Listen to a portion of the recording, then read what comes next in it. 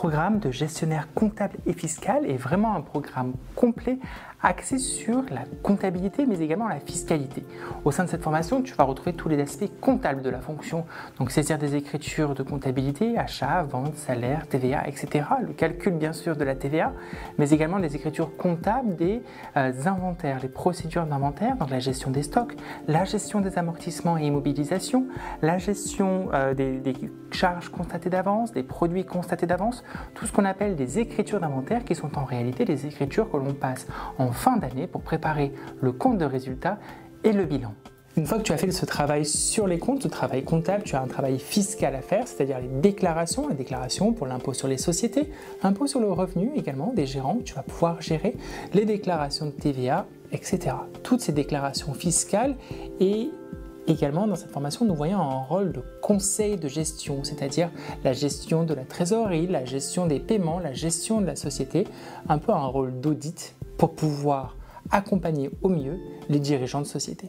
Cette formation est pensée en autonomie. Alors, qu'est-ce que ça veut dire? Ça veut dire que ce sont des cours asynchrones, des contenus exclusivement rédigés par Oraventis, des vidéos, des exercices, des textes et des quiz, bien sûr, pour ancrer tes connaissances, mais que tu peux réaliser à tout moment de la journée, à toute heure. Nous ne t'imposons pas de visioconférence dans laquelle tu devrais te connecter pour pouvoir s'adapter aux contraintes familiales et professionnelles de chacun. Tu peux donc te connecter à tout moment depuis ton téléphone ou ton ordinateur, à tout endroit, et suivre ta formation professionnelle.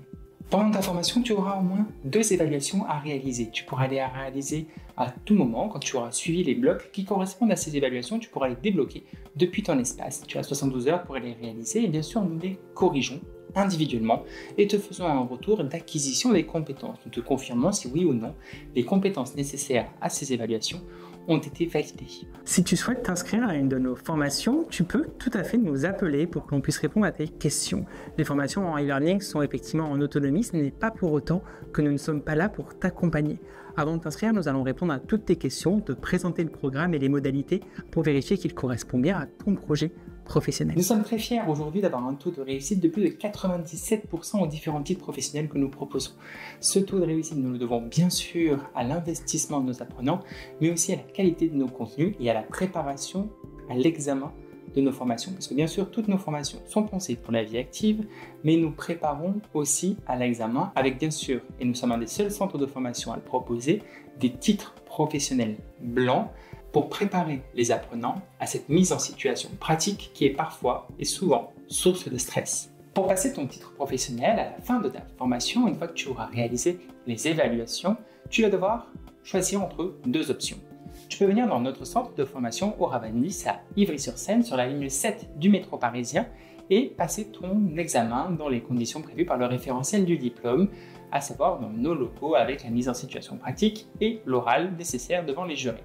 Ce passage d'examen est prévu dans le tarif de ta formation qui est affiché juste ici.